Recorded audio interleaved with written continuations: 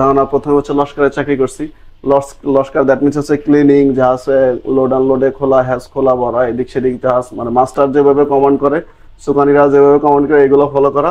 তো এখন তো আসলে আলহামদুলিল্লাহ আমাদের স্টাফরা অনেক ভালো চাকরি করে। আমরা যখন আসছি, আমি 2014 সালে আসছি মেরিনে। আজকে হঠাৎ করে চলে এসেছি একটা বড় একটা শিপের ভিতরে। তো আমরা এখানে মাস্টারের সাথে কথা বলবো শিপের ভিতরে। আসসালামু আলাইকুম। ওয়ালাইকুম আসসালাম। ভাইয়ের নামটা কি? আমার নাম হচ্ছে পিয়াস কাজী। পিয়াস কাজী ভাই, কেমন আছেন? আলহামদুলিল্লাহ ভালো। ভাইকে দেখে হঠাৎ করে চলে আসছি ভাইয়ের কাছে। ভাইয়ের সাথে দেখা হয়েছে ফেসবুকে, হঠাৎ করে চলে আসলাম। আচ্ছা ভাই, আপনাদের জাহাজের এইটার মূলত কাজটা কি? এটা হচ্ছে টেলিগ্রাফ বলে। আমাদের ইঞ্জিলে যে ইঞ্জিল রুম নিচে না, তো ওইখানে তো সে বুঝবে না যে ইঞ্জিল কতটুকু সামনে চালাতে হবে, কতটুকু পিছন চালাতে হবে।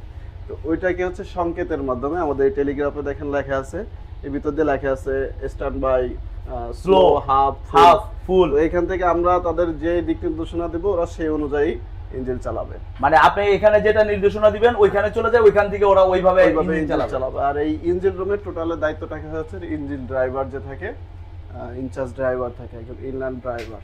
তো আমাদের জাহাজে ফার্স্ট ক্লাস একজন ড্রাইভার আছে, আর আমি হচ্ছে মাস্টার প্লাস সুপারভাইজার ট্যাঙ্কার। মাশাআল্লাহ।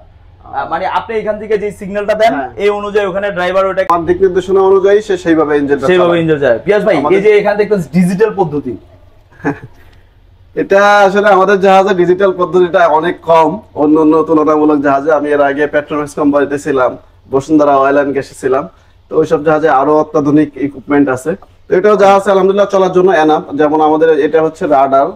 এই রাডারের সাহায্যে হচ্ছে আমাদের অনেক সময় কুয়াশা পড়ে বা অতি বৃষ্টির কারণে ভিজিবিলিটি কম থাকে। তো ভিজিবিলিটি কম থাকলে এই যে দেখতেছেন কি পরিমাণে জাহাজ চলতেছে।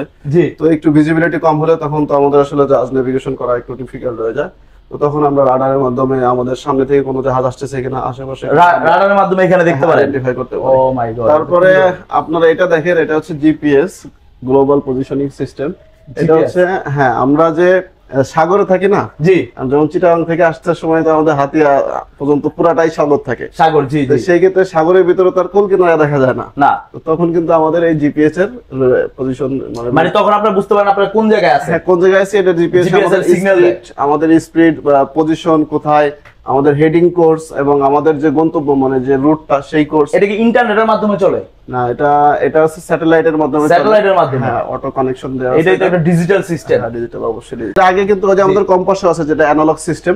ও আচ্ছা আচ্ছা, কম্পাসে এটা দিয়ে আপনারা কি ইয়া দেখতে পারবেন? হ্যাঁ, এটা কোন দিকে আছে অ্যানালগ সিস্টেম। আপনার এটা কখনো নষ্ট মানে ইয়া হয় না, কি বলে, মানে এটা ফেল করার সম্ভাবনাটা কম। কিন্তু এটা কিন্তু ইলেকট্রিক লাইন চলে গেলে এটা অফ থাকবে। মানে যদি আপনার বিদ্যুৎ না থাকে তাহলে এটা অফ।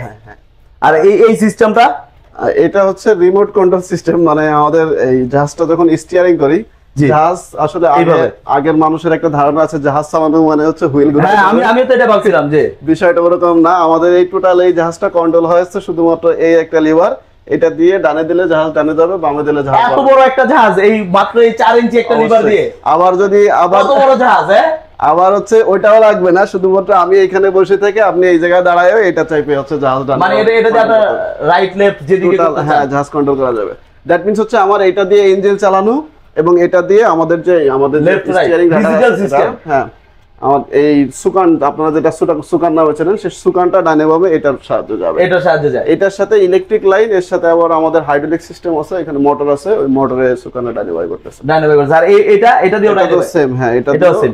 আর এই ম্যানুয়ালটা কি কাজে লাগান? এটা হচ্ছে আমাদের হাইড্রোলিক। যখন এই ইলেকট্রিক লাইন ফেল করবে, আচ্ছা, নিচে সুইচ আছে, হ্যাঁ, নিচে সুইচটা দিলে থাক, সমস্যা নাই। নিচে যে সুইচটা আছে ওইটা দিলে এটা তখন হার্ড হয়ে যাবে। এটা হচ্ছে ইমার্জেন্সি। আমার হচ্ছে ডাইনে 15 ডিগ্রি, বামে 15 ডিগ্রি পর্যন্ত সুকান দেওয়া যাবে। এটা হচ্ছে আমার যে সুকানটা কোন দিকে আছে, এটা হচ্ছে আমার রাডার ইন্ডিকেটর যেটাকে বলে। মানে আমার সুকান পাতাটা কোন দিকে আছে এটা দেখাবে। ফাইন। কিন্তু আচ্ছা, আপনাকে একটা প্রশ্ন করার ছিল আমার, সেটা হলো, তারপর এটা হচ্ছে আমাদের হচ্ছে ইকো সাউন্ডার। দ্যাট মিন্স হচ্ছে পানির নিচে, মানে আমাদের জাহাজের নিচে যে কতটুকু ক্লিয়ারেন্স আছে, মানে এটার ভিতর আপনি দেখতে পারবেন। হ্যাঁ, এটার ভিতর আমরা দেখলে বুঝতে পারবেন কতটুকু পানি আছে এই জায়গায়। এটা দেখে আমি বুঝতে পারবো, মানে নিচে কতটুকু পানি আছে, কতটুকু নিচে যাওয়া যাবে, সামনে গেলে আটকে যাওয়ার সম্ভাবনা আছে কিনা। হ্যাঁ, এরকম বটেই। বিষয়টা হচ্ছে যে আপনি তো দেখেন যে সব জায়গায় নদী, সব জায়গায় সাগর, কিন্তু সব জায়গায় কিন্তু সেম পানি থাকে না। কোথাও বালুচর আছে, কোথাও ডুবা থাকে, বিভিন্ন রেস্ট্রিকশন থাকে। তো সেক্ষেত্রে সাগরে আমাদের আসার সময় শোল বলি আমরা, যেটা ফুলতলা ডুবা নামে একটা জায়গা আছে, তো ওইখানে আসলে অনেক পানি কম, মানে স্যালো ওয়াটার আর কি। তো ওইখানে ভাটার সময় পার হওয়া যায় না, জোয়ারের সুবিধা নিয়ে, মানে জোয়ারে যখন পানি উপরের দিকে ওঠে, হ্যাঁ জোয়ারের সুবিধা নিয়ে পার হতে হয়। ওই জায়গাগুলো আমার জাহাজের ড্রাফট অনুযায়ী কতটুকু ক্লিয়ার পাচ্ছি, এবং আমাদের এই যে হয়তো আমার বয়স কম, মেরিনে তাও প্রায় 12 বছরের মতো হচ্ছে আসছি এই ইয়াতে শিপিং জগতে 12 বছর মাশাআল্লাহ। তারপরে হচ্ছে আমাদের এই আলহামদুলিল্লাহ আমি বাংলাদেশে যতগুলো রুট আছে ম্যাক্সিমাম রুটে আমার চলা হয়েছে, কোন নদীতে কোন জায়গায় কোন ঘাটে কতটুকু পানি আছে আলহামদুলিল্লাহ মাথার ভিতরে আছে। আচ্ছা একটা জিনিস আপনাকে প্রশ্ন করি, এই জিনিসটা কি সেম লাইক আমি এক জায়গায় কি টিভিতে দেখছিলাম, সেম লাইক কি ওই যে আল্ট্রাসোনো মেশিং এর মতন আপনারা দেখেন, এটা দেখে আপনারা নির্দেশনা করেন? হ্যাঁ সাউন্ডিং ওইভাবে এটা নির্দেশনা করেন। মানে আমাদের নিচে একটা অসিলেটর আছে, এই অসিলেটরের মাধ্যমে এবং একটা রিসিভার আছে, তো এখানে একটা শব্দ তরঙ্গ প্রেরণ করা হয় নিচে, ওই শব্দ আবার ফিরে আসে মাটিতে বাধাগ্রস্ত হয়ে ফিরে আসে আবার রিসিভার গ্রহণ করে, তখন এর যে টাইমের যে ডিউরেশনটা, এই ডিউরেশন ক্যালকুলেট করে এখানে এটা আপনি তখন এটা বুঝতে পারেন। কিন্তু এটা কিন্তু আমার আপনার পক্ষে এটা বোঝা কোনোভাবেই সম্ভব না, যে এই সেন্সরটার মাধ্যমে সে যেভাবে বুঝতে পারে যে পানির নিচে কতটুকু গভীর আছে, এটা কিন্তু আমি আর আপনি চাইলেও এটা বুঝতে পারবো না। এটা আসলে মানুষের দ্বারা অসম্ভব কিছু না, যারা আমরাও বাইরে থেকে কিছু না জানেই আসছি, তারপরে জাহাজে আসছে আস্তে আস্তে মোটামুটি জাহাজ সম্পর্কে ধারণা। প্রথমে হচ্ছে লস্করে চাকরি করছি, লস্কর দ্যাট মিনস হচ্ছে ক্লিনিং, জাহাজ লোড আনলোডে খোলা, হ্যাজ খোলা ভরা, এদিক সেদিক জাহাজ, মানে মাস্টার যেভাবে কমান্ড করে, সুকানিরা যেভাবে কমান্ড করে, এগুলো ফলো করা। তো এখন তো আসলে আলহামদুলিল্লাহ আমাদের স্টাফরা অনেক ভালো চাকরি করে। আমরা যখন আসছি, আমি 2014 সালে আসছি মেদিনে, তো তখন হচ্ছে আমরা যে হারিকেন ছিল, এই লাইটের ব্যবস্থা ছিল না, হারিকেন মাসতে যায়, আমার যখন হাত কেটে যায় তখন বাড়িতে বলি, আম্মু কয় যায় তো চাকরি করে ফালাইতে চলে, এত চাকরি করা লাগবে না। তো তখনকার সময়ের চাকরি আর এখনকার সময়ের চাকরি অনেক পার্থক্য। ভাইয়ের দেশের বাড়ি কোথায়? আমার গ্রামের বাড়ি হচ্ছে নড়াইল জেলা।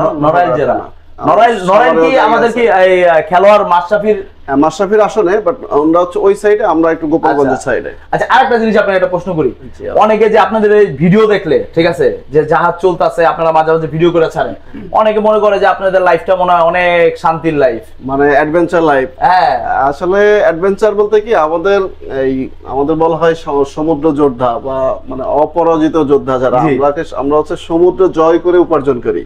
তো সেই ক্ষেত্রে আমাদের সাহসিকতার বিষয়টা অবশ্যই থাকে, আমাদের অ্যাডভেঞ্চার লাইফ এটা অবশ্যই ঠিক।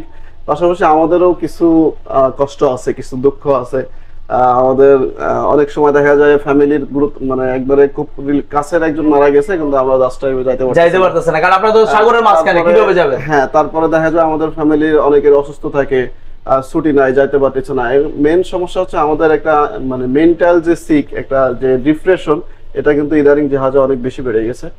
আর তাছাড়া এই যে আপনার তো একদিন থাইকে মনে হবে যে কি পানির মধ্যে সারাদিন থাকা যায় কিনা, এটা অভ্যাস হয়ে গেছে।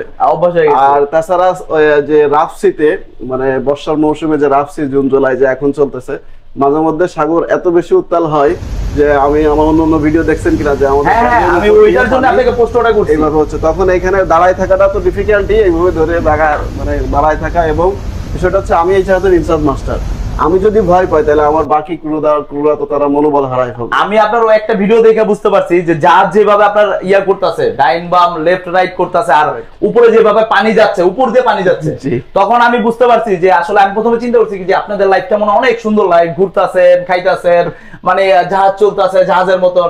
কিন্তু তখন বুঝতে পারলাম যে আপনাদের লাইফটা অনেক রিস্ক, এবং কি অনেক যোদ্ধার মতো যুদ্ধ করে তারপরে বাঁচতে হয়। অবশ্যই no risk no money no gain, আপনি যদি রিস্ক না নেন তাহলে কিছু করতে পারবেন না। তবে আমাদের এই মানে টোটাল এখন তো হচ্ছে উন্নত যে কান্ট্রিগুলো আছে, ওইখান থেকে আসলে এই জাহাজ রিলেটেড মানে শিপিং সাইডের লোকজন আসা কমে গেছে, কারণ ওরা এখানে সেফ ফিল করে না, এখানে হচ্ছে মেন্টালি অনেক সময় ডিপ্রেশনে থাকে। তারপরে কিন্তু আমরা তো আসলে একবারে গরিব দেশ, আমাদের কাছে আসলে এই চাকরিটাও আমাদের কাছে অনেক বেশি গুরুত্ব। যেমন আমি দেখছি আপনার ওই যে বাইরের যে জাহাজগুলো, মারুফ আছে একজন মাস্টার মারুফ, ওনার ভিডিও কিছু দেখছি যে উনি বাইরের দেশের, ওনাদের শিপগুলো অন্যরকম।